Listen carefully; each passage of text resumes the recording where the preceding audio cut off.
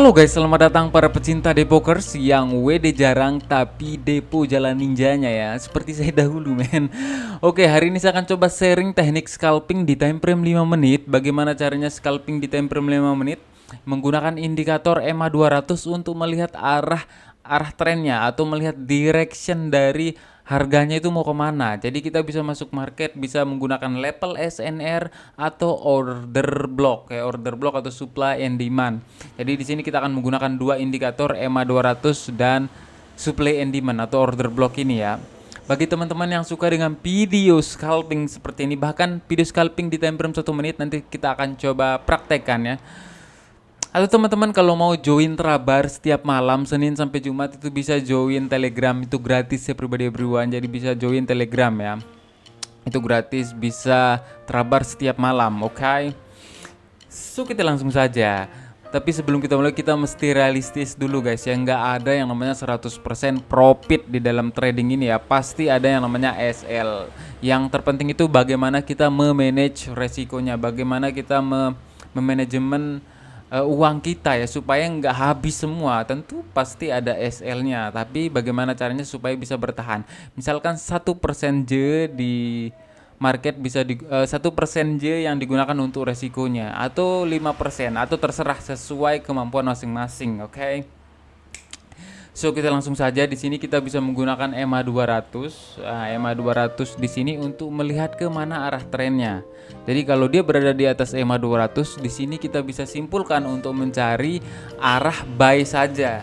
Jadi misalkan kalau ada keluar di indikator order blocknya itu untuk melakukan entry sell, tapi direction dari EMA 200-nya ini belum ketembus ke bawah, itu masih untuk buy.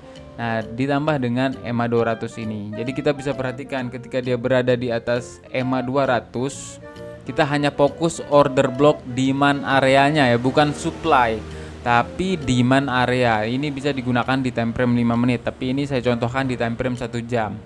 Misalkan di time frame 5 menit, oke.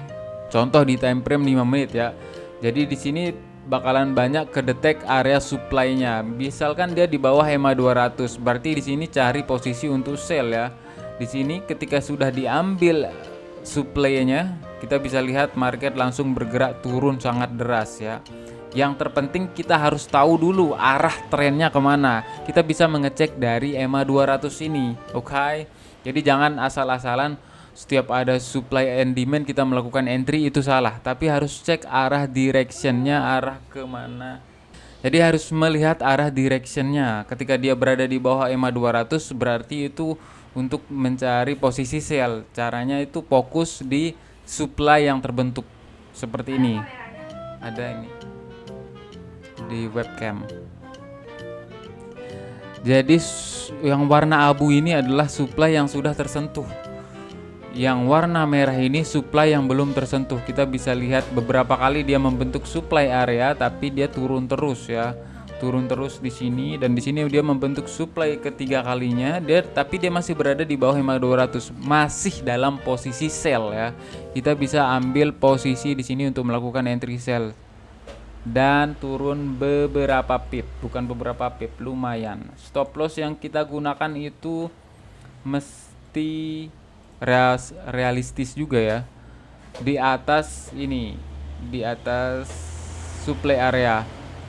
Kita bisa menggunakan 10 pip, berarti kita ambil rewardnya itu 20 pip, jadi 1:2. Tapi kalau mode tamak pun bisa, jadi bisa set BA atau SL di harga entry, di hold seperti itu ya. Di sini bisa dapat 40 pip bahkan lebih.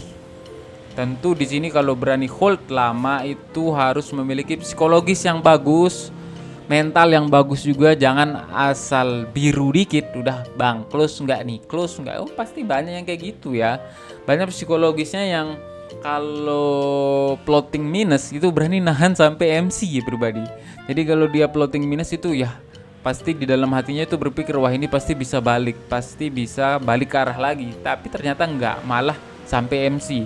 Jadi tetap gunakan stop loss yang realistis, yang berada di atas supply, atau alasan kita entry karena ada apa? Karena ada supply area. Jadi stop lossnya itu di sini ya.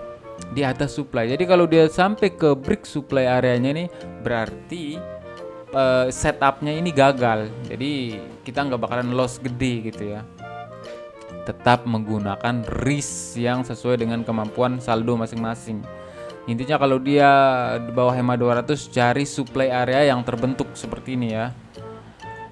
Kalau posisi buy seperti yang saya bilang tadi, kita bisa mencari ketika EMA 200-nya berada di atas. Nah, contohnya di sini banyak sekali terbentuk. Nah, ini ya. Dia berada di atas EMA 200. Sempat ke break memang. Ngambil EMA 200 dan kembali naik. Kita coba cari yang lain ya. Intinya mesti sabar ya, banyak-banyak sabar menunggu market. Ketika sudah tahu arah direction atau arah dari marketnya itu, kita udah jelas tahu mau kemana, baru fokus ke order blocknya. Oke. Jadi di sini misalkan ya mau swing, jadi fokusnya di time frame 1 jam 30 menit juga bisa ya. Jadi bisa ambil ketika sudah tahu arah marketnya kemana. Ketika dia berada di atas EMA 200, fokusnya untuk buy, tunggu kebentuk yang namanya demand area atau order block, kita bisa ambil buy seperti itu. Gunakan stop loss di bawah order block. Simple strategi, mudah sekali, bisa dites. Nanti setiap malam kita melakukan trabar via Google Meet ya. Jadi teman-teman bisa join di Telegram free. Oke, nanti bisa join trabar setiap malam. Kita trabar setiap malam nanti via Google Meet. Oke, nanti kita tes juga. Nanti saya akan coba update setiap hari. Jika ada yang mau scalping atau intraday swing, saya sering share outlook sana ya. Jadi outlook yang sering saya share ini dia. Ini kemarin GBP/JPY kita melakukan entry buy karena dia berada di atas EMA 200 dan membentuk demand area. Hit TP1 lumayan. Oke, mungkin segitu aja video hari ini. Kalau teman-teman suka dengan video scalping atau intraday ataupun swing, silahkan komen di bawah, nanti saya akan buat videonya. Thanks and see you the next video. Peace.